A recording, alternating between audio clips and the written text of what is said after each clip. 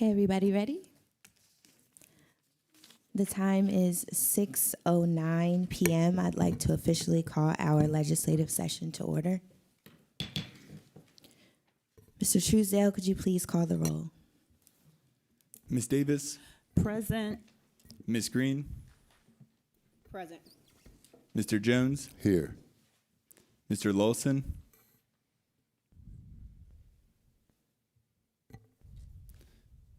Mr. Lawson,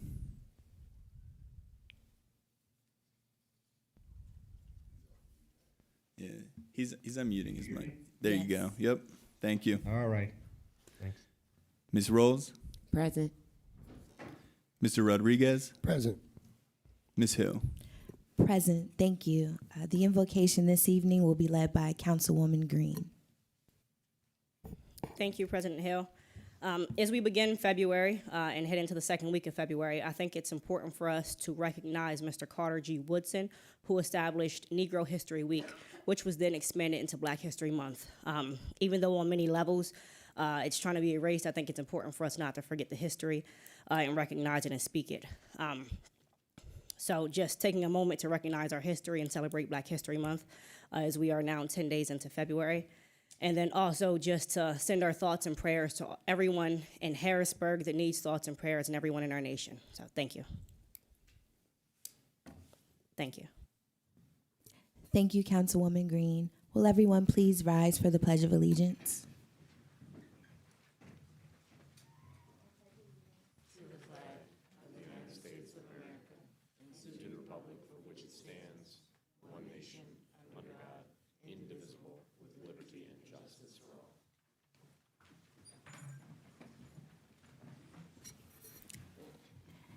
Thank you. For communications this evening, we are joined by Ms. Sharia Ben, co-founder and director of the Sankofa African American Theater Company, in recognition of their 10th anniversary.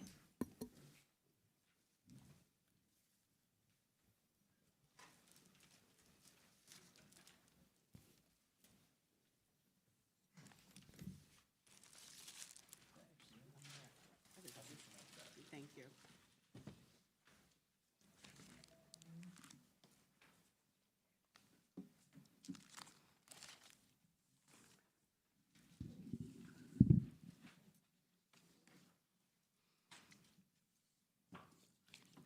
Thank you, Madam President, and members of the Harrisburg City Council. Good evening, and I am indeed honored and excited to introduce many of you to Sankofa African American Theater Company, and some maybe it's just reacquainting or hello again. My name is Sharia Ben. I am the founding executive artistic director of Sankofa African American Theater Company here in Harrisburg. I am just grateful again for this chance to share a little bit about the work that we do and the work that we want to do, building and contributing to the cultural, educational, and economic life of Harrisburg and our surrounding region. I moved here to this area in 1995. I was employed with Penn National Insurance, and they moved me here from Baltimore. And in 1995, Harrisburg was a very different place for me. And although during the day I am a director and I do property and casualty insurance, I had always been involved in the arts and theater in Baltimore, and it was my outlet. So in the evenings when I would get off from work, I'd go to the theater to see it, to be an actor, to experience it. And when I moved here, I did not find the same opportunities in 1995. So after years of looking, I did find something at HAC. There was an audition there, and it was a student production. And I went, and from that experience, I was offered some roles at Open Stage of Harrisburg. and became part of the August Wilson Ensemble. So in that, there were a group of actors that we would come together in February, and that would be our annual opportunity to enjoy the arts and participate in it. The acting ensemble talked for years and years about, we want to do something more than just in February. Our stories should be told all the time. So I said, let's do something about it. So years passed and we were still talking about it every February in the dressing rooms. And in 2015, I said, enough is enough. Let's really do something about it. So the idea of Sankofa was birthed, and in 2016, I assembled a founding committee, and we spent 9 months missioning, visioning, strategizing about what a theater company for the Black people in and around Harrisburg would look like for representation, but also what we could do to engage, enrich, and educate the entire diverse community around the African American experience. Sankofa was born. Sankofa means, it's an African principle from Ghana. It means to go back and get it. Go back, learn and claim your history, all of it, the good, the bad, and what you think doesn't matter, and bring it into your present so that you can move forward with power and purpose. And that's what we do at Sankofa through the theater that we do. So in 2017, we were officially granted our 501c3 status. We had been a project of Open Stage Theater, and we launched our first production in 2018, was Aquila and the Bee. And our goal was to do one production in 2018, and then each year build on that until we had a full season of 3 to 5 productions. And then the pandemic happened. It only made us stronger. We pivoted.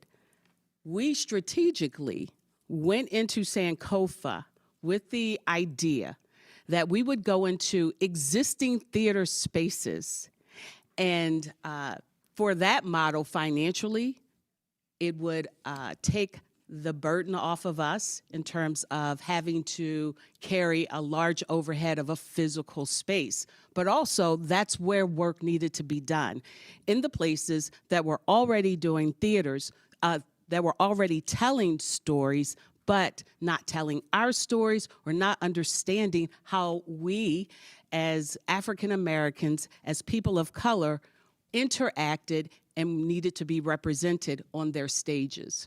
So we have been collaborating with all of the theater companies in this area. We've had a strong relationship with Open Stage. We do an annual production of a Black history storytelling, particularly about the 8th Ward and local history with Gamut. We've been doing that for almost 10 years. Theater Harrisburg, we have partnered with the West Shore Symphony Orchestra, the West Shore Theater. We actually were their first live performance after they had renovated their theater on the West Shore. We successfully overcame some ideologies and some fears and real concerns about Black folks on the West Shore, and were able to open dialogue and say and go and present that our stories are important everywhere. So we have been doing that work. We do primarily what we call straight theater. Not a lot of musicals, but a lot of music in our theater stories, because that's part of our background and our roots. Our stories are mainly original stories about the people here.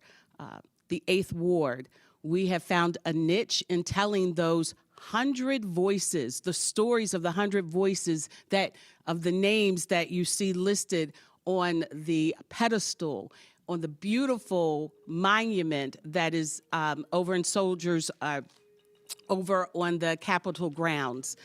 So we also do new works and exciting works.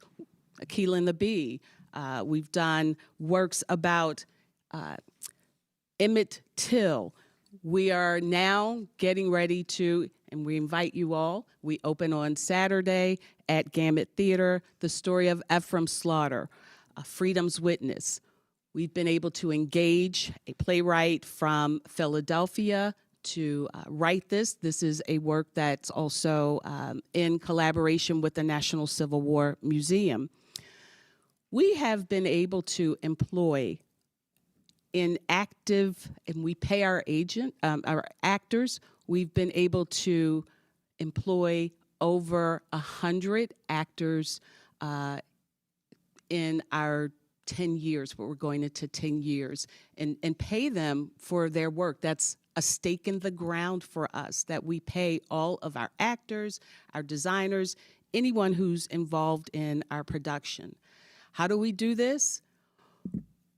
We ask and we get, but we get about 10% of what the other art organizations get. So we still engage and engage well. Excellence is another stake in our ground. We train our actors. We also use a lot of adult actors. So they get the opportunity and they come from our community. They don't have to have training. We give them training. They need to have a heart for the art and the work that we are doing. Black Nativity has been our hallmark production for the last 4 years. We started at the West Shore Theater, and just in this past December, we were able to gather over 800 people at the Rose Learman Theater for our annual, what has now become an annual tradition for families in our community. So the work is on the stage and the art that we produce. It's behind the stage when we work with our actors, and it's in our community. We foster open, honest communications. After every production, we have a post-show discussion where we create an environment where we encourage people to share about the experience they just saw, speak truthfully, to be curious, to be courageous, and grow. 'Cause these are people who otherwise would not share the same space. And now they're coming into a space, and they're across culture, across ethnicities, across neighborhoods, and that's where we really see the heart and the mission for Sankofa come alive. Opportunities are a lot. We want to grow. We are now at a place where we have outgrown physically almost all of the venues in Harrisburg. So we have to have, except the Forum, we're going to get there. But we share and go into spaces, which means we are very often limited to the work that we can do because it's based on the availability of other theater companies and the work they're doing. So we are looking at and strategically visioning for our own space. And I would love that space to be in Harrisburg. So we are continuing right now to explore partnerships and city initiatives. We have been able to prove that we increase tourism, youth engagement, community healing, and foster a good heart and good feeling about the arts, about our culture, and about Harrisburg. I would welcome the opportunity to speak with the council and individuals about the work that we do. But you really get a sense for it when you come to our productions. It's something that I have no words that really articulate what happens when you experience a Sankofa production. Today, we've shared with you some of our work. So you can see our programs. There's Black Nativity. We just finished a partnership, and we have a touring show, Frances Ellen Watkins Harper, the artistry and activism of Frances Ellen Watkins Harper, that we were able to bring to Penn State Harrisburg. Our Whitaker Center performance was snowed out, but it was an example of the work that we do, bringing together our community and entities within our community to foster belonging, community, and healing. That's what we need, healing. So I would love to know if there are any questions that you have of me. I'd love to share information with you that if you have any questions. Thank you so much for your presentation this evening.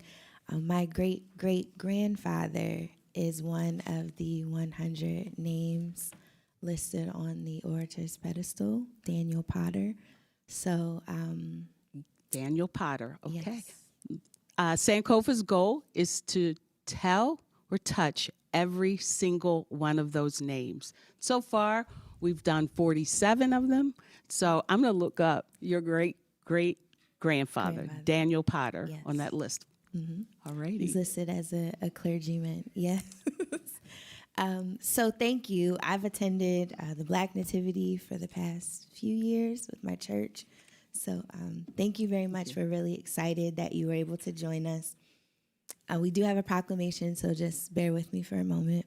Thank you. Whereas the city of Harrisburg applauds Sankofa African American Theater Company for their dedicated commitment to share live theater and local Black history within the greater Harrisburg area for 10 years.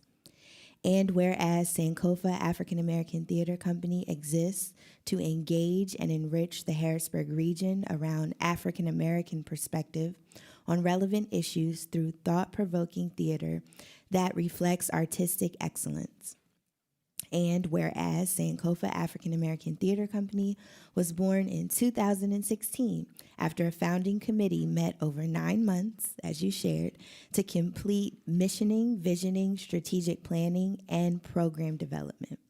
And whereas Sankofa African American Theater Company carries out their mission to illuminate African American history and culture and cultivate healthy spaces for cross-cultural dialogue and learning. And whereas Sankofa African American Theater Company has reached nearly 10,000 students and adults through live theater productions.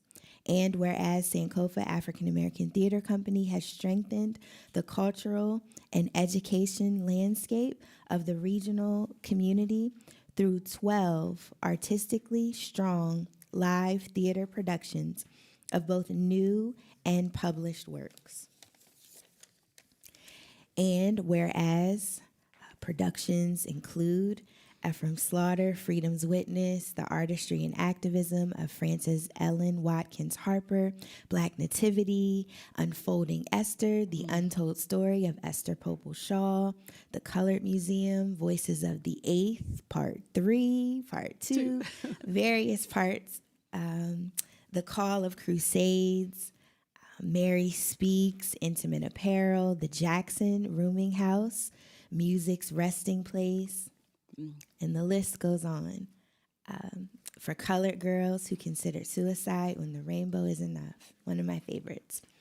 And whereas Sankofa African American Theater Company has grown since an ensemble of local professional African American actors and the founders of Open Stage of Harrisburg recognized the need for an African American led and focused theatrical area.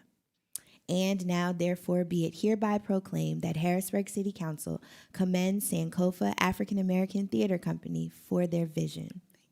And be it further proclaimed that Harrisburg City Council wishes to extend best wishes for a successful 10th anniversary season. Thank you. Thank you very much.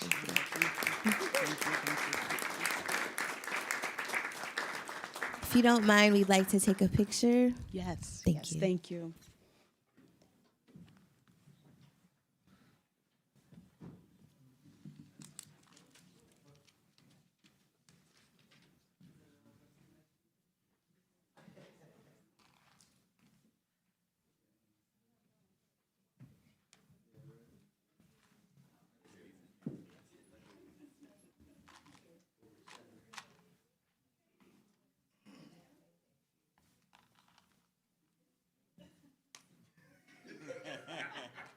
That's a good prop.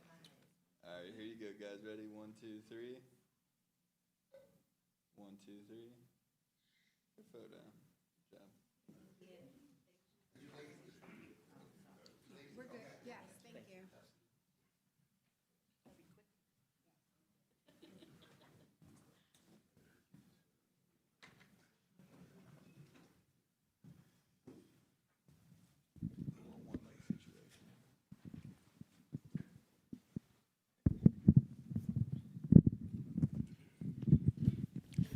We will now open the floor for courtesy of the floor. Just a few housekeeping notes before we begin. If you're interested in offering public comments, please state your name and your address for the meeting record. If you don't feel comfortable sharing your address, please share the vicinity in which you live within the city. You will have 4 minutes to share your comments. Mr. Truesdale has added a timer to the screen for your reference. And I'll begin to my right. Is there anyone that would like to offer public comment?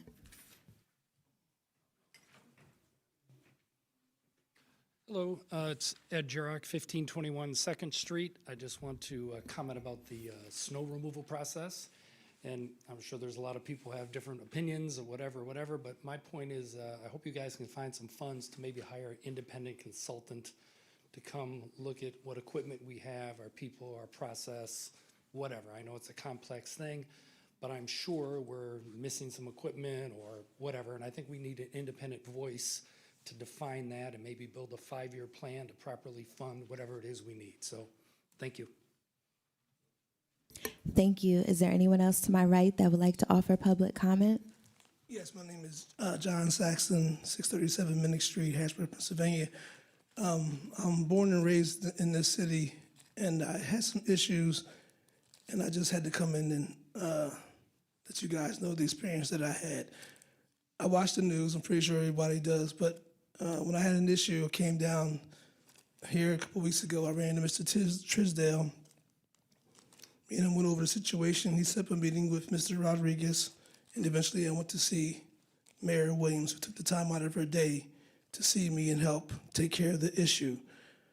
With all the things that we witness now on the news, it really feels good to come in somewhere into the city, these offices and talk to someone, have someone take the time, listen to your voice, treat you like a human being, set up dates. The Mayor Williams was awesome. She took the time to see me. While in there, I was speaking with Mr. Carter. I remember him when I was young growing up, and I was telling him what was going on with me and everything. And before I left the room, Chief Carter said to me, "Take care of your mom and your wife." With everything that we see going on in America, I just want to say it really makes me feel proud to be from this city and have an experience like I did. And I felt as though you guys needed to hear that. So I thank you guys for I thank everybody for taking the time they took to help me and just being treated like a human being. I appreciate that. Thank you guys. Thank you. Is there anyone else to my right that would like to offer public comment? Good evening. My name is Daniel Bowers. I live at 1113 Hudson Street, and also the proud parent of Council President Hill. I would just like to take the time on Saturday to thank all of the police officers that came out to do a wellness check on my neighbor, Lewis Harrell. We couldn't get in the house. They were able to get into the house. He had an accident. He fell in his bathroom. He was on the floor. He was dehydrated. He couldn't answer the door. And I was just so glad that they were able to get in the house, and he had to be transported to the hospital. So I just wanted to take the time to thank every officer for doing that. Thank you. Thank you. Is there anyone else to my right that would like to offer public comment?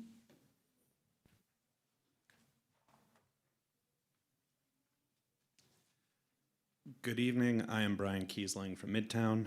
Before I begin, after the rally we had last week, we were approached by the family of Adelano Oliver Horton, who asked us to remind council of his name and story. This past Thursday marked 20 years since Adelano was shot and killed by Harrisburg police. That's 20 years of life and counting stolen from Adelano and his family, and it goes to show that the passage of time does not reduce the need and the desire for justice.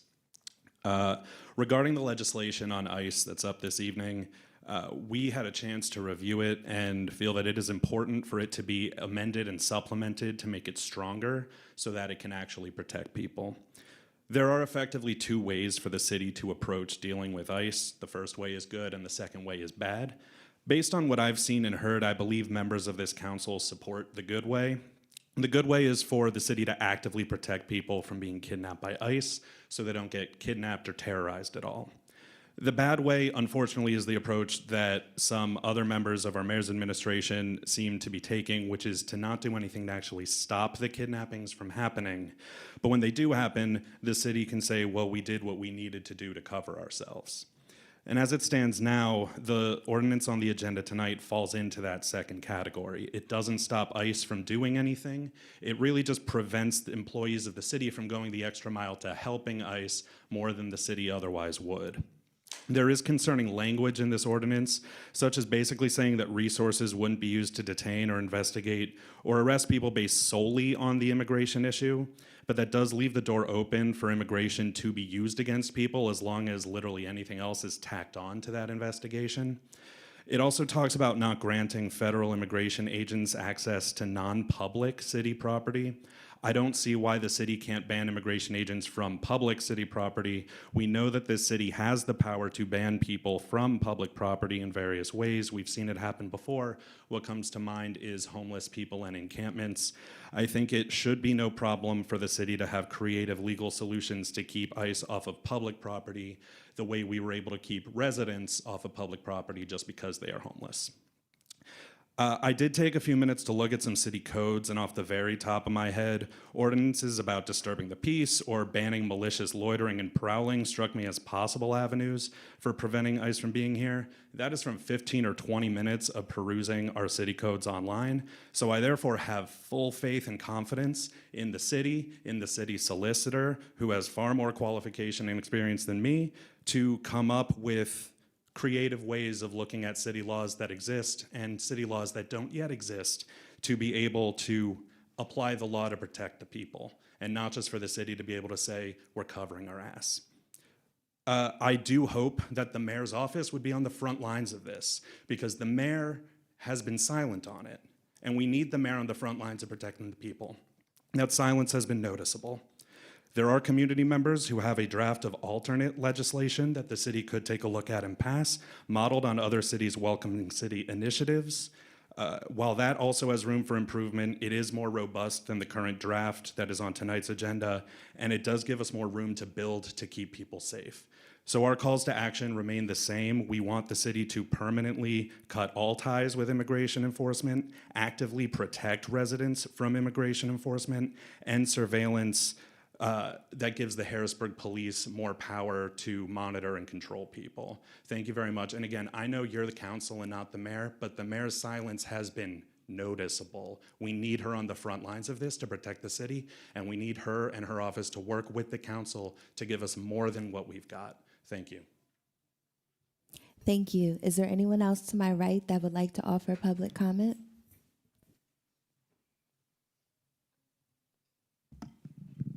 Good evening, Council. Pamela Parson, Allison Hill. Thank you, Councilmember Green, for reminding us that Dr. Woodson began with Negro History Week, which has now become Black History Month as we know it. And that's not lost on me, standing here as a white woman looking at all of you Black and brown elected officials. And I'm going to go back and get something, which is that tomorrow is the 236th anniversary. On February 11th, 1790, a group of Quakers and Mennonites petitioned Congress to end slavery. Did they understand civil rights in the way that I do now? No, they did not. But they put themselves out there, just as the people who are standing outside here and the people who've made comments tonight and will make comments are putting themselves out here. I'm also going to go back and get the Pledge of Allegiance, that Sankofa moment, because in it we say liberty and justice for all. And if you notice, there are no qualifiers. It says all. It doesn't say that you must be a certain gender or a certain age or have a certain amount of education or a certain amount of wealth, that you have to be a voter, that you speak a certain language. It doesn't even say that you have to be a citizen. It says liberty and justice for all. And you all are elected officials of the city of Harrisburg, but you took an oath to protect the Constitution, just as all other elected officials do. And so there are people of this city who are looking to you to do the best that you can to protect everyone in this city. And one of the things about the city of Harrisburg is that community runs strong and deep here, as you've heard from two other residents here tonight who talked about care for neighbor, care for getting their issue resolved, even care for cleaning the streets. So there are many people here who care very deeply about their neighbors. I appreciate you, Councilmember Green, for opening the discussion some weeks ago with Commissioner Carter about ICE. I appreciate those of you on council who have been vocal thus far about what is happening in our communities. And those of you who've been silent, we're looking at you to see what you may say or do. Thank you. Thank you. Is there anyone else to my right that would like to offer public comment? Good evening, council members. My name is Robert Williams, Pennsylvania Accountability Project, Capitol Heights area of Harrisburg. Tonight, you will legislate, or it's introduced the legislation, I think Resolution 1. So tonight, you legislate from a principle I wholeheartedly endorse, that administrative power without judicial oversight is unconstitutional. You declare that no government may detain residents, strip away their rights based on bureaucratic authority alone. I'm here to insist you govern by these standards. You present yourself as defenders of constitutional rights, yet on January 27, 2025, Harrisburg police forcefully removed me from my residence without a warrant, without placing me under arrest and without any exigent circumstances. I filed a sworn citizen's complaint under City Ordinance 3301. 13 months later, no investigation, no response, no accountability. If administrative authority without oversight is insufficient for federal agents, why is it sufficient for Commissioner Carter? Why is it sufficient for Commissioner Carter to ignore both the Fourth Amendment and your own accountability ordinance? Tonight, you demand due process protection from federal agents, but your Bureau of Codes Enforcement systematically violates due process for property owners. I'm a Harrisburg resident rehabilitating blighted properties in this community. I am your constituent working to improve neighborhoods you claim to care about. Your Codes Enforcement Bureau has violated my due process rights several times. I received violations without proper notice of what standards I allege that were alleged violated. I was denied any meaningful right to appeal, no hearing, no opportunity to be heard, no impartial review. The Constitution requires notice and an opportunity to be heard before government deprives you of property rights. I received neither. Codes inspectors issue violations, block my permits, stop my project without ever providing any basic procedural protections the Constitution guarantees. Where's my due process rights? Where's my notice? Where's my right to appeal and be heard before my property rights were destroyed and trampled on? Due process is not a buffet. You don't get to serve it selectively based on which violations are politically motivated or convenient. The police violated the Fourth Amendment. They buried the complaints. Code enforcement violates due process, and they called it regulation. You ignore your own ordinances while demanding federal agencies follow theirs. This is selective application of constitutional law. Your administrative powers requires limits, though. Your administrative power requires limits. Those limits must bind every city department. The Constitution applies to local government. Due process doesn't disappear when it's codes enforcement. Respond to my 3301 complaint, provide notice and appeal, rights and codes enforcement, stop violating constitutional protections you claim to defend. Follow the Constitution, enforce your ordinances, apply the law, do your dang jobs. Thanks for allowing me to share. Thank you. Is there anyone else to my right that would like to offer public comment?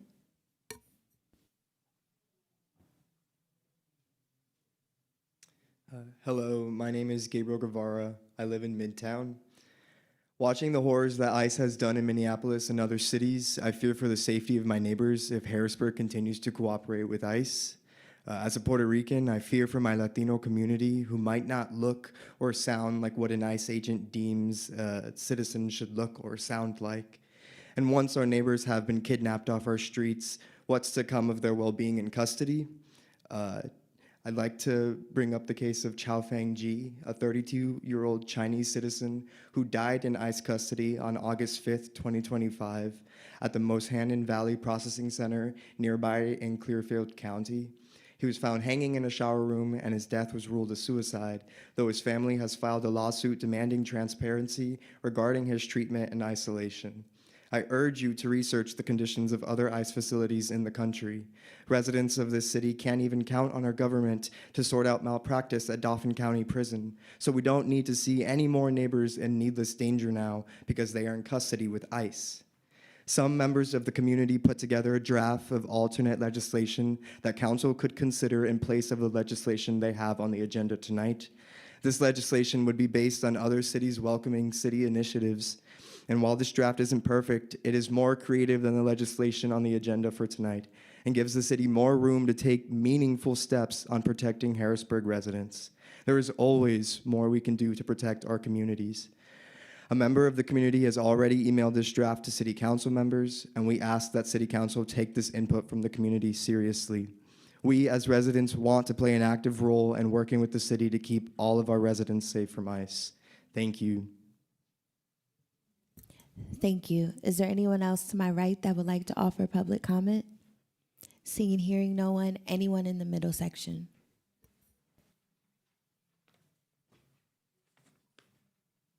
Good evening, Council. Kia Fowler, North 5th Street. My planned speech is going to go a little bit different than I intended tonight. Unfortunately, I have to skedaddle right after this, so I look forward to reading the meeting notes for the rest of the meeting tonight. However, the next following weeks, what I want to do is be here to emphasize why this work is important on mitigating ICE's operations here. So some examples of that. While the administration claims that ICE and DHS removal operations are targeting only the worst of the worst criminals, daily operations reflect a different story. As of January 25th, 2026, 78,766 people were recorded as being currently detained by ICE. Of those, 74.2%, or 52,504 people, do not have a criminal record. A report by the Cato Institute reveals that of individuals booked by ICE between October and November 2025, 73% had no criminal conviction. Only 5% of individuals had a violent criminal conviction. By not proactively passing legislation to protect Harrisburg residents from unlawful actions by DHS, the city risks passively permitting cases of injury or death and ICE interactions with city residents. Here's some examples of risk of harm during arrest from ICE. On January 8th, 2026, ICE agents arrested Alberto Castañeda Mondragon, a 31-year-old Mexican immigrant with no criminal record. During this arrest, Mr. Mondragon suffered 8 skull fractures and 5 life-threatening brain hemorrhages. According to NPR reporting, Castañeda Mondragon stated that 4 masked ICE agents pulled him from a friend's car, threw him to the ground, handcuffed him, and struck his head with a steel baton. He was then taken to an ICE detention facility at the Whipple Federal Building, where he reported being beaten again. The arresting officers claimed to medical staff that Mr. Mondragon threw himself headfirst into a brick wall while handcuffed, and that is what caused the man's injuries. Medical staff who attended Mr. Mondragon stated that his injuries were inconsistent with the officer's statements and were more consistent with being beaten with a metal rod. Some risks of harm once in detention. Once arrested, there is no guarantee of where a Harrisburg resident may be detained. Multiple detention centers have documented human rights abuses and violations. There's no way to guarantee a Harrisburg resident is going to be safe in any one of these facilities. Less than 3 months ago, for example, on December 29, 2025, an individual employed with an ICE processing center in Louisiana pleaded guilty to the sexual assault of a female detainee while she was in custody. Reports from the Fort Bliss, Texas Detention Center document overcrowded conditions, undernutrition and malnutrition due to lack of food, limited access to bathroom facilities or cleaning products. In the first 50 days of operation, the Fort Bliss facility recorded 60 violations of federal detention standards. Conditions at this facility are so bad that Francisco Gaspar Andreas died of liver and kidney failure after he failed to receive appropriate medical care at Fort Bliss on December 3rd, 2025. I appreciate all of you that have worked really hard to draft this first draft of proposed legislation. I would really appreciate you guys having a look at the potential welcoming ordinance. I'd love to see some kind of stronger protections added to this proposal for Ordinance 1. Thank you all very much for your time, and I'll probably see you next week. Thank you. Thank you. Is there anyone else in the middle section that would like to offer public comment? Absolutely. Let me back up. Hello, good enough? Jonathan Luff, live over on Green Street. Sounds like Harrisburg needs a lawyer.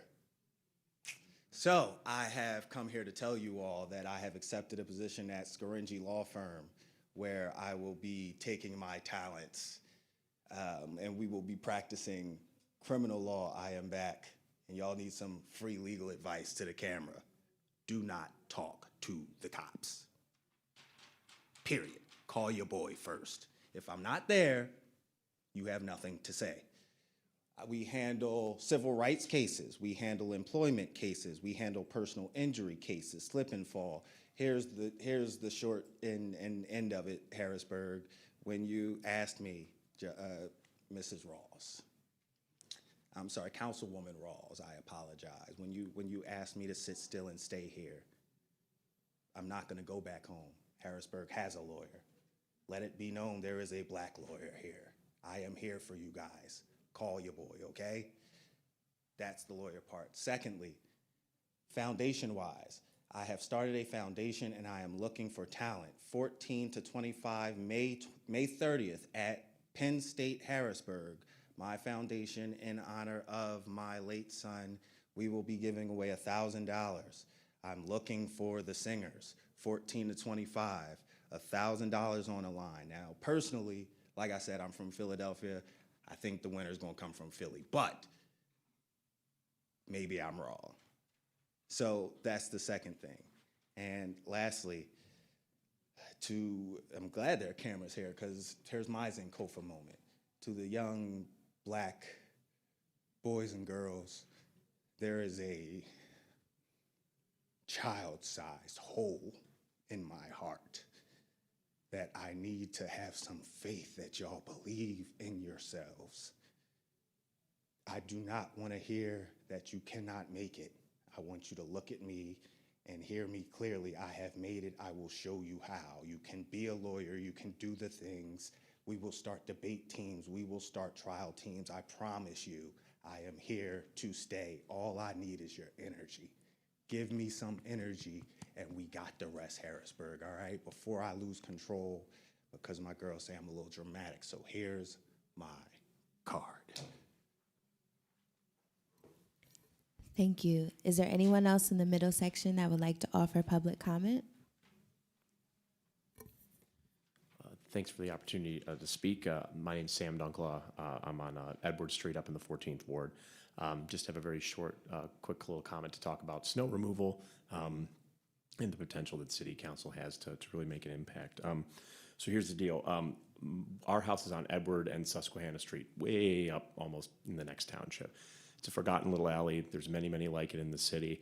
And like a lot of the alleys in the city, for 3 days, our street was not plowed. Which really wouldn't be that big of a deal, except for the fact that our neighbors behind us, older than my wife and I, couldn't really get out, with the depth of snow that was there. So they were calling, we were calling routinely, 311 and the other, resources that are available to us when we need an essential city service.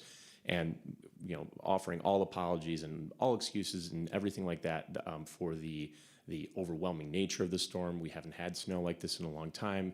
It was clear everybody that we were talking to was saying the city's doing as best we can with the limited resources that we have. I totally will allow for that with what I'm about to say. But what it took for us and for our family to get that service was finding and contacting Councilman Rodriguez personally on his personal cell, sending him a few pictures of what the street looked like, because everybody that we would talk to would say, well, it can't be that bad, it can't be that bad. We showed him the pictures about how it was impassable, and within 1 hour, there was a city plow that came and at least made the street passable. That, I think, is a very wonderful example of how city government can reach out and provide an essential service to somebody, to directly respond to a group of citizens that needs something. We found that to be very refreshing. Just a personal word of thanks to Councilman Rodriguez for that. And I'm sure that you all do similar things for your own constituents as well. But I will say, just as an aside, I and nobody else in this room should really have to do that. I shouldn't necessarily have to reach out to my councilman directly to get a city service like that. But not focusing on that, I just want to leave you all with this. The city of Harrisburg has a lot of potential. We've talked about that for a long, long time, about the potential that the city has. And I think if my story can be an example of how that potential can be turned into action, I'd like to be able to leave you all with it. There's a lot of different ways that we can make this place better than it is right now. I think it involves focusing in on how we serve each other best and a little bit less on personal squabbles. And I know you all have a very difficult job, especially with the legislation in front of you tonight. So just a word of thanks and just a reminder to keep your eyes and ears on service. Thanks. Thank you. Is there anyone else in the middle section that would like to offer public comment? Scylla Rain, Steelton Borough. So, council members, coming again before you tonight. It's been a couple weeks since I've been here, but we're talking about ICE again. Luckily, a couple of my fellow constituents already talked about the draft that was emailed. Hopefully, y'all have time to review it, introduce it, really take it into account, into thought, as I've also looked over the ordinance to be introduced tonight and feel that it is quite bare bones, if I'm being honest.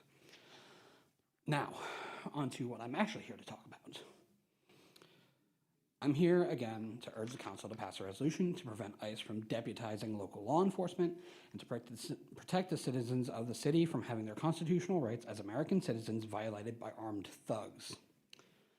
Luis Gustavo Nunez Caceres, Geraldo Lunas Campos, Victor Manuel Diaz, Parody La, Luis Beltran Yanez Cruz, Heber Sanchez Dominguez, Renee Nicole Good, and Alex Preddy.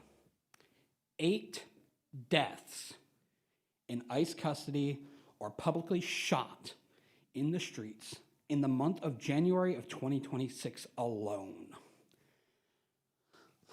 They have done, and in the cases of Renee Good and Alex Preddy, we have seen how the administration can take the videos we see and immediately start lying to our face, and before their bodies are even cold, start declaring them domestic terrorists. When we clearly saw a man get tackled to the ground, disarmed of his concealed carry that he was a legal carrier of, and then shot 8 times. I don't care what justification you can think of, nothing justifies that. But ICE has demonstrated time and time again that they are more than willing to brutalize, murder, and unjustifiably detain people for any cause whatsoever, and then lie to our faces. And on the topic of detainment, that brings me to my next point of concerns. These new warehouses that have been purchased in Schuylkill County and the one up in Reading, designed to hold 150 to 250 people tops, and that's, employees as warehouses. They're not designed to hold 1,500 to 7,500 people. 7,500 people. The warehouse in Schuylkill County is being converted into a detention center in order to hold. A 7,500 person detention center that, first off, is not zoned to be such. Now, I know we're in Dauphin County, whole different ballgame, but fact of the matter is, the sewer system, the water system, is not designed for a detention center of that sort, and it is going to overwhelm Schuylkill County.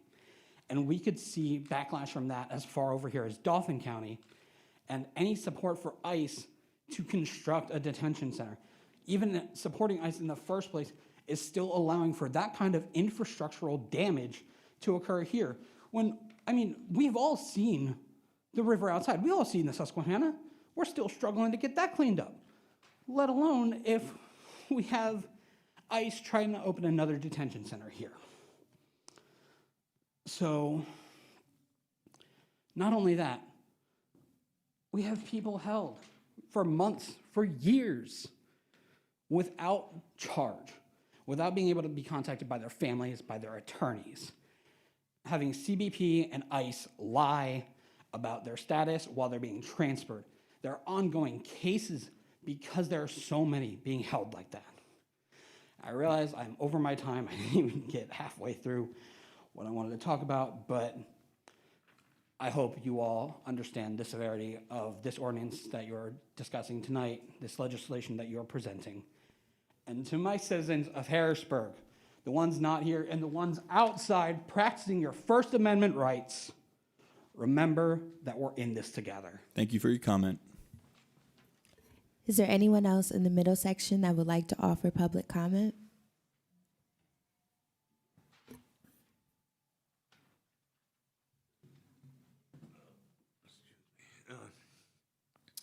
I hadn't planned again. I hadn't planned on talking like last week. But as I listen to people, it makes me realize that I have to start doing more research on things because I haven't heard anything come back from the council since last week. It sounds like something's being done. There's some kind of ordinance being drawn up or a draft.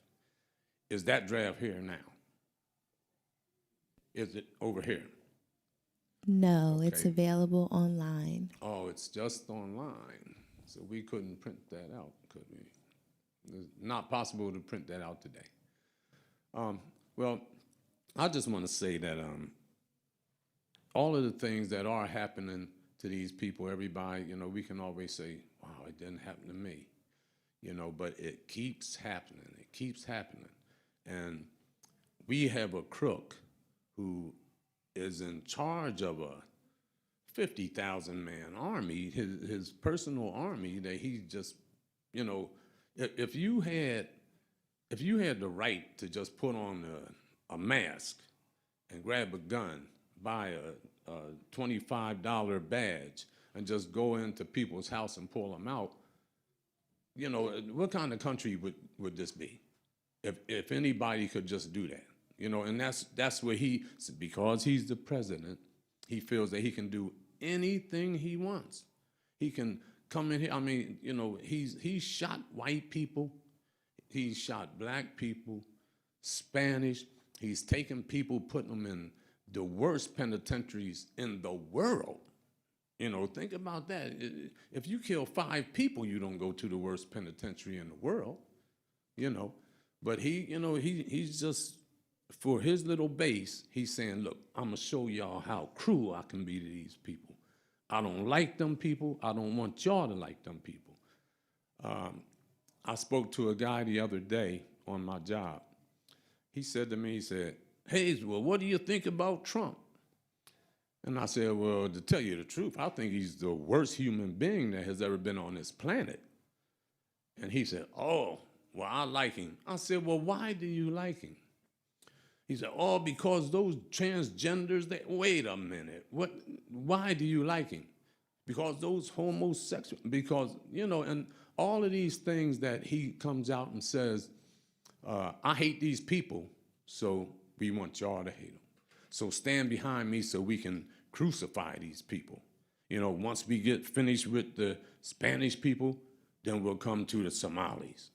After we leave the Somalis, we'll go to other Africans. After we leave them, we'll go to the next group of people.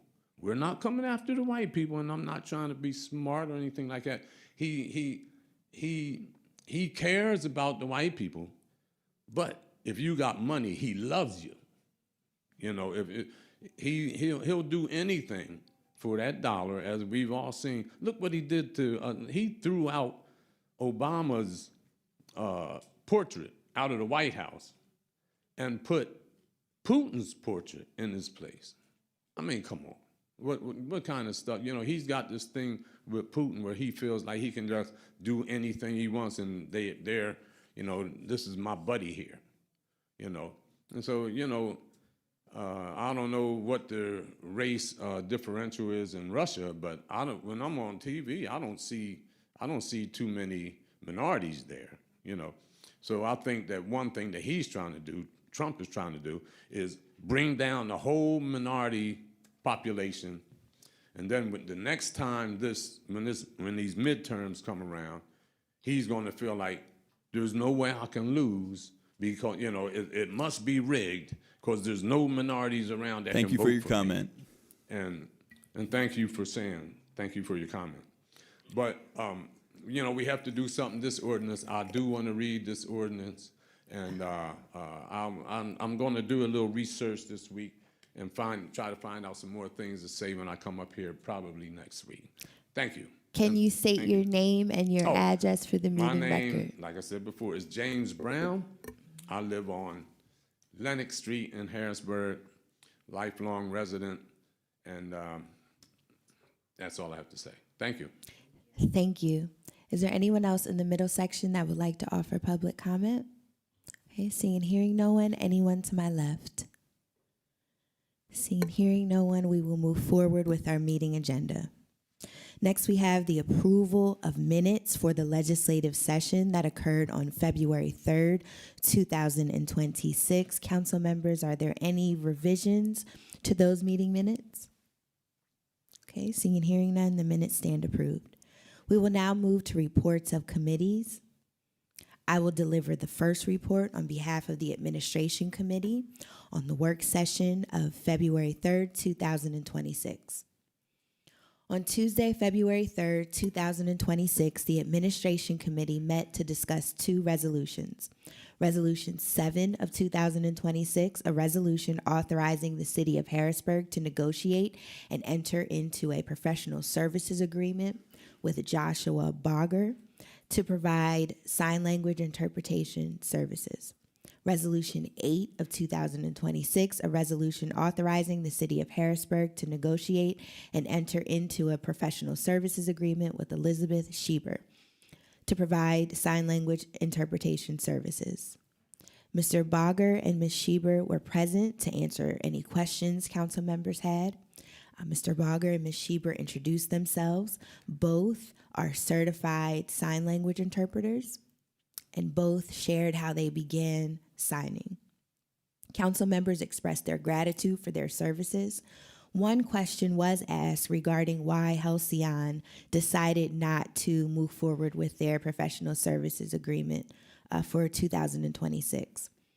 So Halcyon is our previous sign language interpretation service, and they just decided not to renew their professional services agreement for 2026. There was no major issue with their decision or the services that they provided. We wish them the best of luck in their future endeavors. So as a result, we are individually contracting with Mr. Bogger and Ms. Schieber. I encourage my colleagues to support both Resolution 7 of 2026 and Resolution 8 of 2026 to ensure Harrisburg City Council continues its inclusive efforts to reach all of the residents within the city of Harrisburg. This concludes the Administration Committee report. The next report you will hear will be delivered by our Public Works Committee Chair, Councilman Rodriguez, on the work session of February 3rd, 2026. Thank you, Madam President. And before I begin my report, I'd just like to wish everyone a happy Black History Month. And with that, I just wanted to acknowledge a recent video pretty much condemning it by the very own President of the United States, including a jungle theme with our former President and First Lady. This video was highly offensive, and it's a shame that this was allowed to be posted on the personal social media pages of the POTUS. This further exemplifies a continuous racist dialogue and outlook from our federal administration. This needs to be addressed more than what it currently is. Also, as a Latin man, I like to acknowledge the dangers that comes within the cooperation of ICE. And I do not want to be one of the ones that's looked at as standing still or being quiet on the subject. I do recognize with the last name of Rodriguez, I myself am only one door knock away from being drug away from my very own family or the children that bear my last name. So I'm very cognizant and very deliberate when I speak against ICE. Just please understand, to the residents and those watching from home, we have to be very meticulous and careful on how we address things like this. This way, we measure twice and only have to cut once. On February 3rd of 2026, the Public Works Committee met to consider two resolutions. Our city engineer, Mr. Joel Sider, was present and represented the administration for both. Resolution 6 of 2026 concerned the Green Light Gold Grant. This project includes improvements to 13 signalized intersections along the 13th Street and Market Street corridor. The proposed upgrades focused on improving safety and alleviating congestion in that area. While some intersections may receive ADA compliance upgrades, specific locations have not been yet identified. One question by Councilman Lawson was raised pretty much about the ADA improvements, but Mr. Joel Sider says at this point we have not identified any that needed.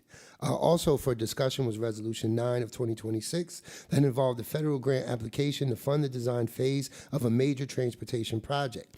The project area included 2nd Street through 7th Street, Cameron Street through 25th Street, and the 17th and Market Street corridor extending to Paxton Street. The grant request totaled $3 million and incorporates traffic light calming measures, curb bump outs, a road diet, and a multimodal transportation approach. Council discussion centered on concerns, especially from Councilwoman Davis, on the ongoing Market Street construction project and the challenges it's created for nearby residents. We conversed on the possibilities of raising communication efforts when it comes to large CRW projects and other entities' projects within the city. After that, no real questions were raised by council, and I highly encourage my colleagues to support both resolutions on the evening. That concludes the report from the Public Works Committee. Thank you. Thank you, Councilman Rodriguez. We have one ordinance for first reading, Bill 1 of 2026. Mr. Truesdale, could you please read it into the record? Bill 1, 2026. An ordinance amending Part 3 of the Administrative Code under Chapter 2-301, adding thereto Chapter 3-301.16, providing for a framework to restrict and otherwise limit city intervention in matters regarding immigration status. Thank you. Bill 1 of 2026 will move to the Public Safety Committee. We do not have any ordinances for amendment or ordinances for final passage. We will move to resolutions. The first resolution for consideration this evening is Resolution 3 of 2026. Mr. Truesdale, could you please read it into the record? Resolution 3, 2026, a resolution approving the first proposed 2026 budget reallocation in order to authorize the roll forward of certain 2025 budget year encumbered commitments and to reaffirm certain 2025 capital project and program appropriations. Thank you.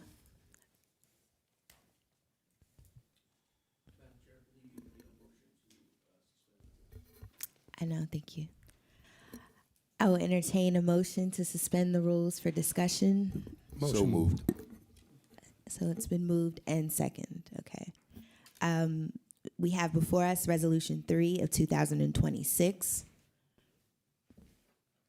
Okay, thank you.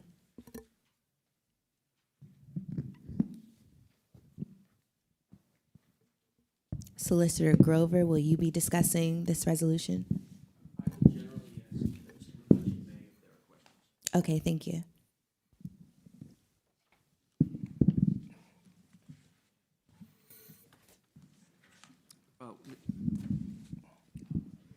There is an amendment to Resolution 3, which is the first budget reallocation and roll forward of the year. It's a fairly simple amendment. We added a Schedule C, which was the refunding of two positions in particular, the business administrator and the LERTA administrator / he's got a very long title. And it's a very long title in the budget, the LERTA administrator. And the third position is a new economic development director position. And Schedule C sets forth where the money comes from, where it goes, which finance prepared this afternoon. I would like to commend the council and the mayor for coming to a resolution on something that I think both sides had deep views on, and to basically get us to a point where the city could move forward. Thank you. Mr. McCutcheon, did you have anything to add?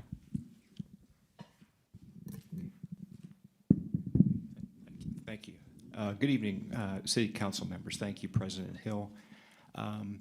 Just to follow up on the City Solicitor's comments, Schedule or Exhibit C is reflected to what he's describing. It's all contained within the general fund and also contained within two specific budget units, namely the Office of the Mayor, which there's a proposed amendment that includes the long title name for the Director of Business Development, LERTA Administrator, and then also the newly thought out position, Community and Economic Development Director, to increase that line by approximately $146,400. The other line pertains to the Office of the Business Administrator and reflects the salary for the business administrator for 2026 proposed. So again, the lines are similar. It's salaries and wages, and there's related corresponding increases to the payroll tax expense. The total proposed expenditures for this exhibit total to $301,761, again, all personnel. And then the offset estimated resource match for that includes the general fund revenue, estimated cash carryover for accommodating that increase in expense. And that's everything on that exhibit. Thank you. Thank you. I will open the floor for questions from my colleagues.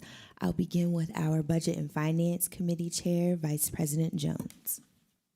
I really don't have a question. I do want to make a motion to further amend Resolution 3 of 2026. And I'll explain why I want to amend that. I want to take, by reallocating $20,000 from the general fund and placing it into, removing it from the general fund and placing it into line item 421-010. That's the legal services line for council. And the reason why I want to do that is because, sometimes it can be overwhelming. I feel for the law bureau that we don't really get a chance to get some of our legislation through. I think this will help take some of the strain off of the legal, the solicitor's office, attaining that counsel for us to make sure when we do draw up our resolutions that are here to actually protect the residents of our city, that we get that outside legal opinion to make sure that we're not leaving ourselves subjectable for any lawsuits. So, I feel that it's very important that we roll that at least $20,000 from Yeah, from the general fund forward. And that's pursuant to section 11610 of the Pennsylvania Third Class City Code. So I don't know if I make that motion now. I just wanted to explain why I wanted to, further amend Resolution 3 of 2026. Thank you. You'll formally make the motion when we resume the legislative session. Councilwoman Green, are there any questions related to Resolution 3 of 2026? Thank you, President Hill. Only questions I have, one, if we can get the exact salaries for the different positions. It's kind of all clumped together, but if we can get the exact salaries for the project director, blah, blah, blah, blah, blah. And then also the economic development director, if we could get the actual proposed salaries for them. And then since the economic development director wasn't in the budget and the position control, is that something that has to actually open the budget back up to add it in, or how would that be put in? Sorry, I have a cold if I sound nosy.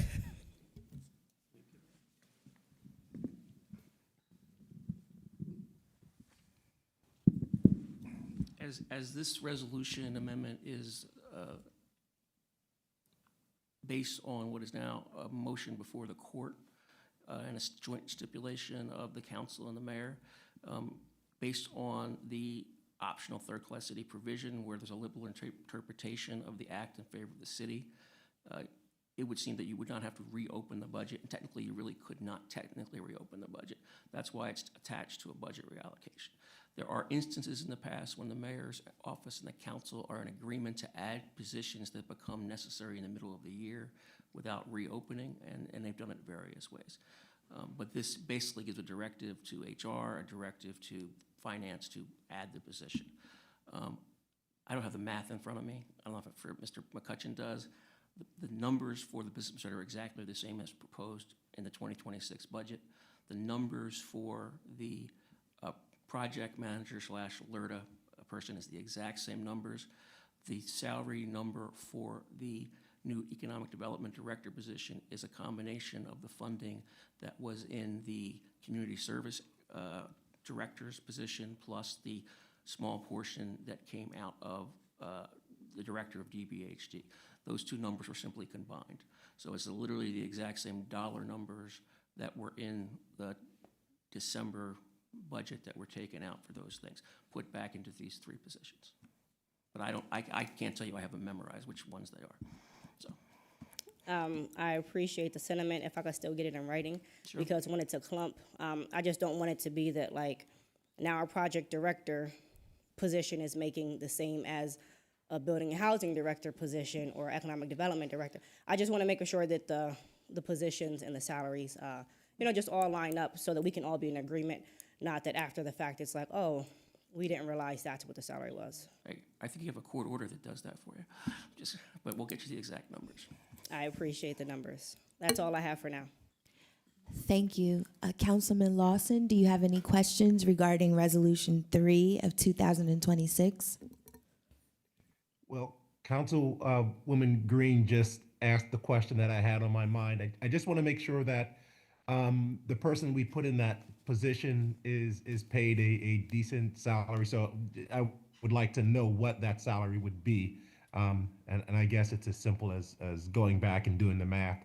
But just as we sit here now, I don't know what it would be. And I wanted to make sure that it was something that would work well with the position. That's all. Thank you. Councilwoman Davis, any questions? Thank you, President Hill. I understand what's going on, and I don't have any questions at this time. Thank you. Thank you. Councilman Rodriguez, any questions? No questions, Madam President, just more of a statement. I'd just like to thank both the administrative and legislative body for coming together and coming to this conclusion to loosen up some dollars for the taxpaying citizens and getting back to business. So just my appreciations all around, and I look forward to getting back to business. Thank you. Thank you. Councilwoman Rawls, any questions? Thank you. I don't have any questions. I did have the same one as Councilwoman Green did, just wanting to know what the exact dollar amounts were for each position. just so we have that and understand as we move forward. And I also had the same thought of amendment as Councilman Jones did, just to make sure that we know sometimes the Law Bureau gets overwhelmed, and just making sure that the resolutions that we have are able to be passed and put into place for the residents, because they're there to keep them safe. So everything was on the same line of what people already said, council members already said, so I didn't have any questions, but thank you. Thank you. If there's no further discussion, I will entertain a motion to resume our legislative session. Motion to resume the session. I believe I Mr. second that. McCutcheon has something. Oh, I'm sorry. I'm sorry, I missed you. I was looking at my colleagues. Missed you. Yeah, thank you, President Hill. I just wanted to wait. So, Vice President Jones, but just back to your request, and I just want to be sure I understand it. A $20,000 increase in the legal line, but within City Council's budget unit. Is that correct? Yes. And just a that's a budget adjustment increase. Yes. That's the extent of it. Yes, I mean, I was looking at the line. It's 40,000 that we didn't use last year. We could have just actually rolled the whole 40 over, but you know, we'll go with the 20. Yeah, that's pretty much it. Okay. And all right, yeah, thank you for that. And then Councilwoman Green, if you like, I can comment verbally right now on the salaries, or follow up to what with your documentation request. Yes. But for the Director of Business Development, Lerner Administrator, the proposed salary is $67,784. For the new community, did you get that? Yeah. Oh, okay. For the new position, economic development wise, that salary is $78,633. And the business administrator is listed specifically on the exhibit. That's $133,900 even. And Mr. McCutcheon, just to be clear, adding that 20,000 will bring our line to 60. Okay, currently as the budget It's stands. at 40, yes. Okay, and understood. And moving that over will make it 60. Okay, I appreciate that Yes, extra sir. clarification. Yep. Thank you. That's all. Thank you, President Hill. Thank you. Is there any further discussion? Okay, seeing and hearing none. Again, I'll entertain a motion to resume our legislative session. So move. Is there a second? Second. Thank you. Before us, we have Resolution 3 of 2026. Mr. Truesdale, could you please read it into the record one more time?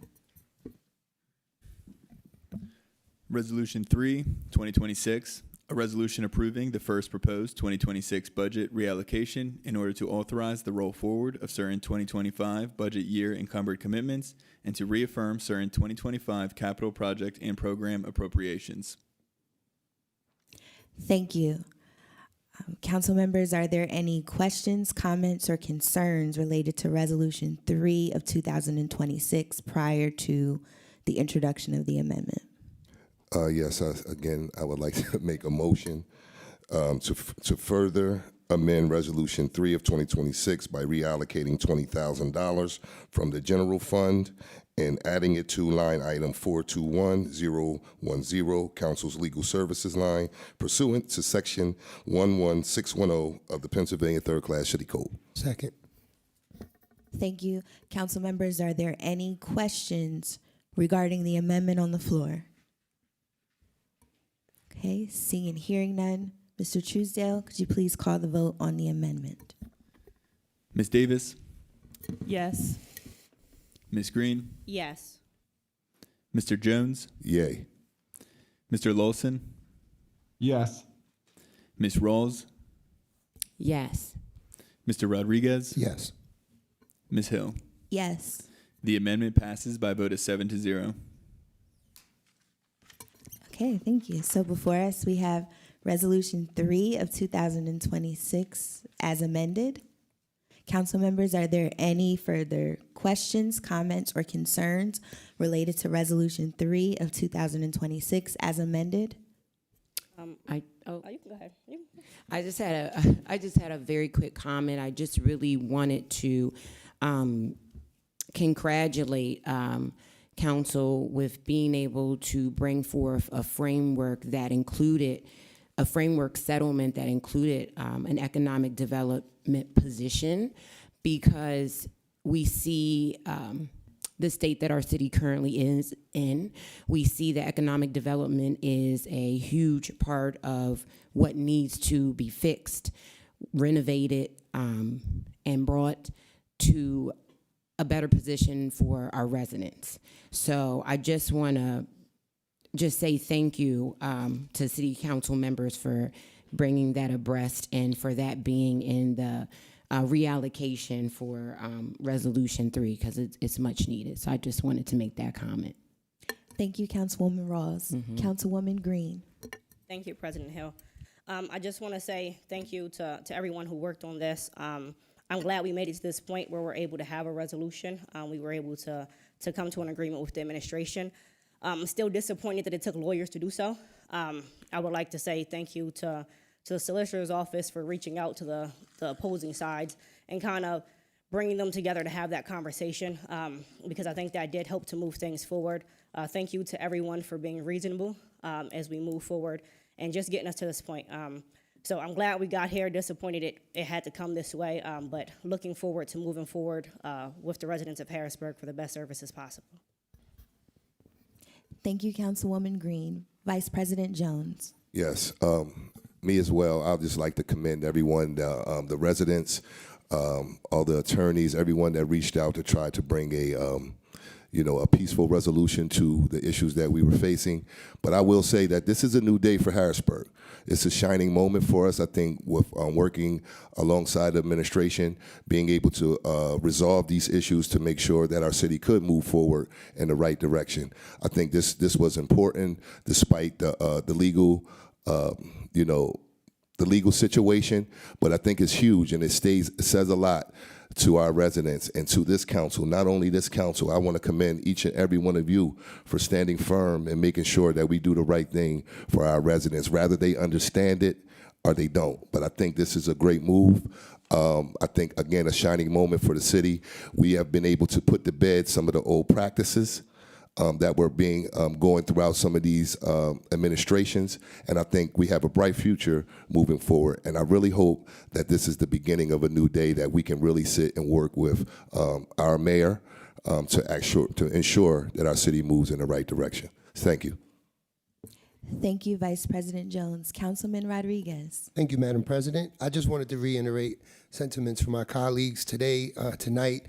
We're setting the president a huge victory for the city as a total, not one-sided, not looking at this blinded. And I just pray, as I speak here on this dais, that the media perpetuates it as just, not with any negative connotation or, buts and commas. The city is working together. The city has figured it out. The city has done it. Let's look at this in a celebratory manner, and I'd love to see the headlines exonerate as such. That's just my 2 cents on it.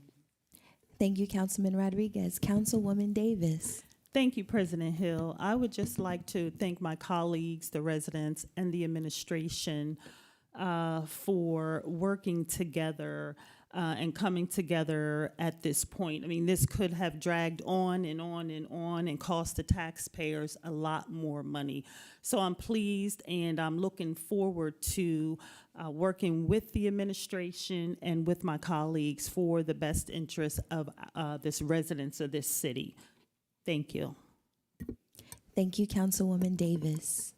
Any other questions, comments? Okay, I have a comment, so please bear with me.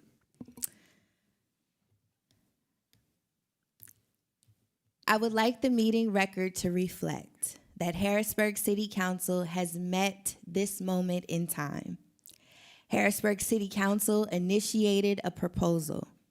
Harrisburg City Council compromised.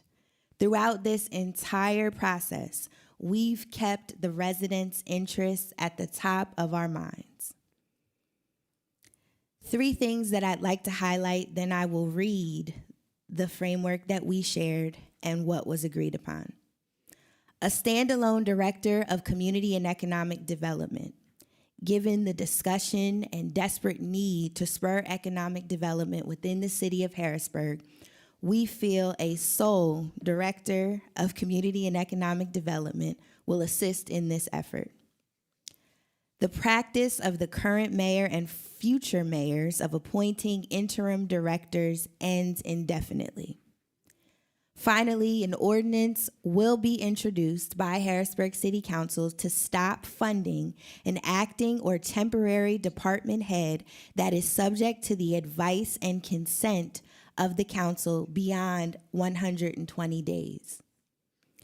This victory is a collective victory for Harrisburg City Council and the residents of the city of Harrisburg. You may not see it now, but later you'll understand. We are taking action to truly move this city forward. I'd like to read our settlement framework that we crafted and came to the table with.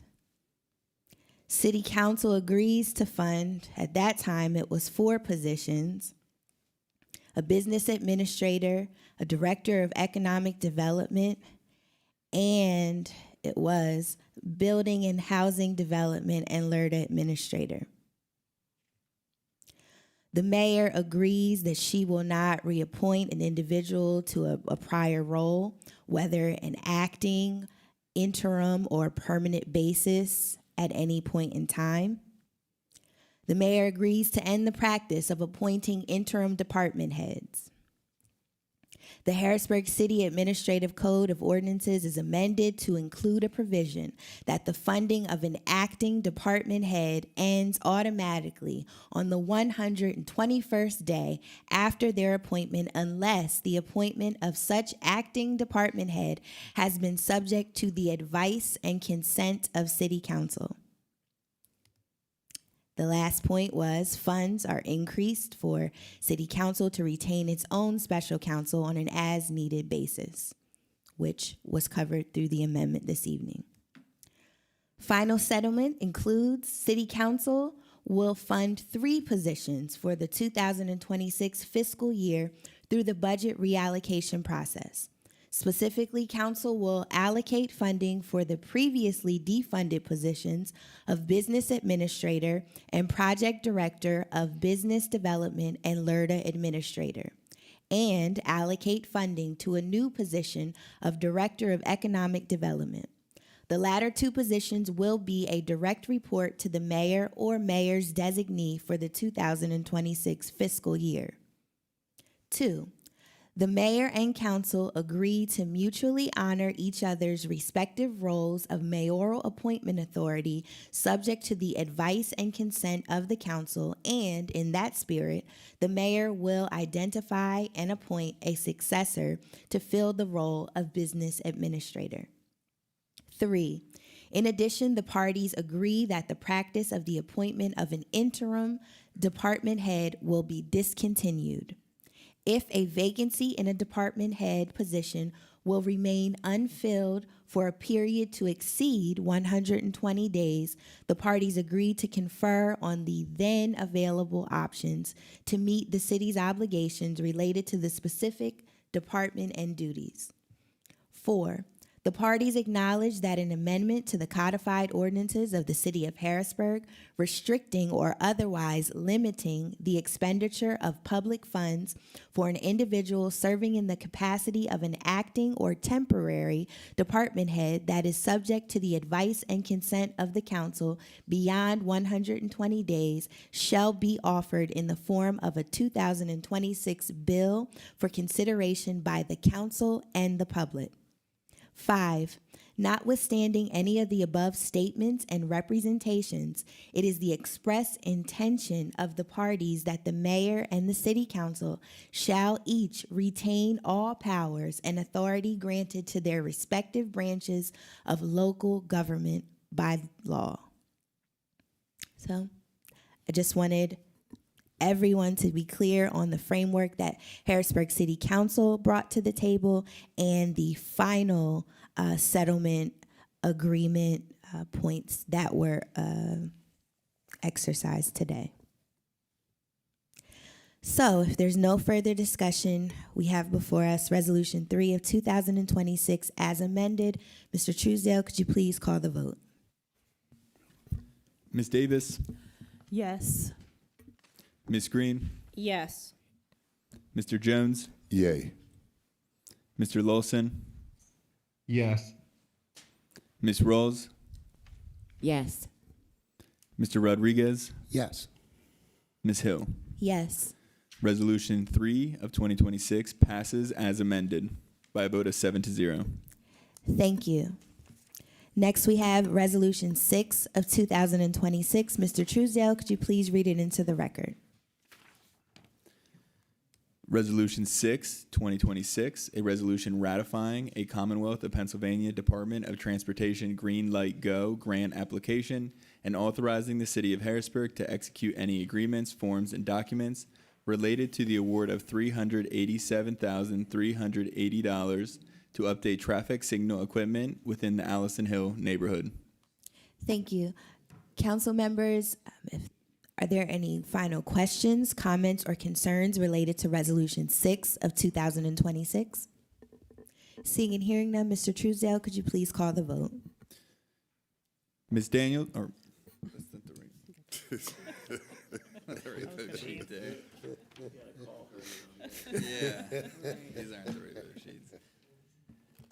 Ms. Davis, Yes. Ms. Green, Yes. Mr. Jones, Yay. Mr. Lawson, Yes. Ms. Rawls, Yes. Mr. Rodriguez, Yes. Ms. Hill. Yes. Resolution 6 of 2026 passes by a vote of 7-0. Thank you. Next, we have Resolution 7 of 2026. Mr. Truesdale, could you please read it into the record? Resolution 7, 2026, a resolution authorizing the City of Harrisburg to negotiate and enter into a professional services agreement with Elizabeth Schieber to provide sign language interpretation services.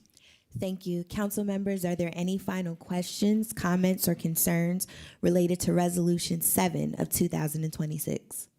Okay, seeing and hearing none, Mr. Truesdale, could you please call the vote? Ms. Davis, Yes. Ms. Green, Yes.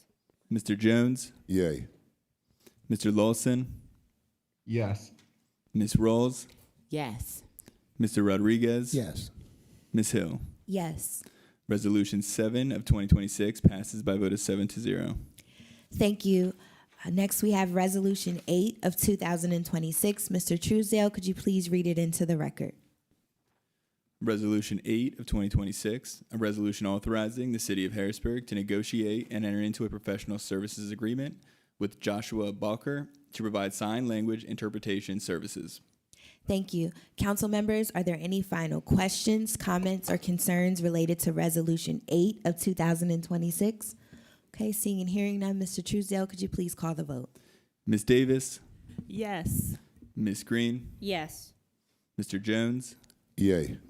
Mr. Lawson, Yes. Ms. Rawls, Yes. Mr. Rodriguez, Yes. Ms. Hill. Yes. Resolution 8 of 2026 passes by a vote of 7-0. Thank you. Finally, Resolution 9 of 2026. Mr. Truesdale, could you please read it into the record?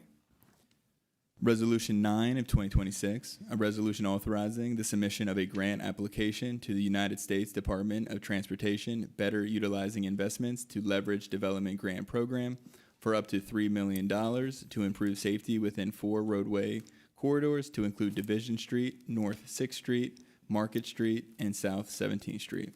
Thank you. Council members, are there any final questions, comments, or concerns related to Resolution 9 of 2026? Okay, seeing and hearing none, Mr. Truesdale, could you please call the vote? Ms. Davis, Yes. Ms. Green, Yes. Mr. Jones, Yay. Mr. Lawson, Yes. Ms. Rawls, Yes. Mr. Rodriguez, Yes. Ms. Hill. Yes. Resolution 9 of 2026 passes by a vote of 7-0. Thank you. Council members, is there any old business for discussion? Yes, Madam President. Councilman Rodriguez. Thank you. Just a legal question. Solicitor Grover, just wanted to touch base on where we were with the corner store ordinance. I've been speaking to many entities within the community, and they're looking forward to supporting it. I know we've had some hiccups, but found where it would live in the code. Just wanted to see how soon we'd be able to bring that down. We can strive to get it down in 2 weeks from now. We were pretty close. We were just doing a cross-check on the definitions in the code, which does take a lot because there's definitions all over the code. I'll give you the example. It turns out we have 5 definitions of the phrase rooming house, which we're dealing with because judges care that we have 5 different definitions of rooming house, and they all got adopted at different points in time. So it's the same kind of, we're trying to avoid that and make sure that we're clear with what it says. But we changed the section originally proposed to a different part of the code, put it in a different part, did all those parts, and now it's really just doing some due diligence. Do you think this specific legislation would need, I'm not sure, maybe a communications type of scenario to have maybe input from different businesses? So I think whenever you're putting upon a business or anyone that something new in terms of responsibility, and just like I talked about this with the council president, with the immigration-related one, it really is valuable to have public input about what the people affected will think, from various perspectives.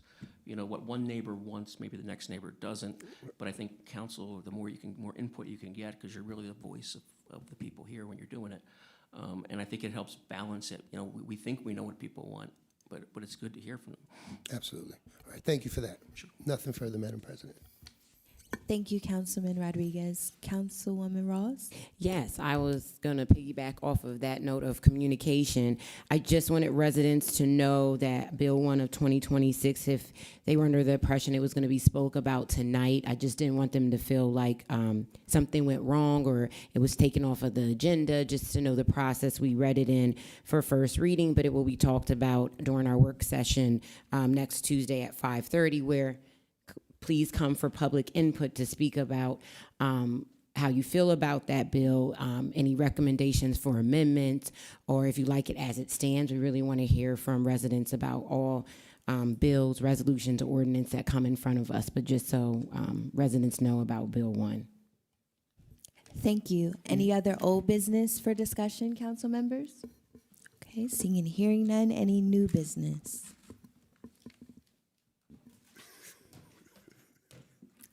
Okay, I don't have any new business either.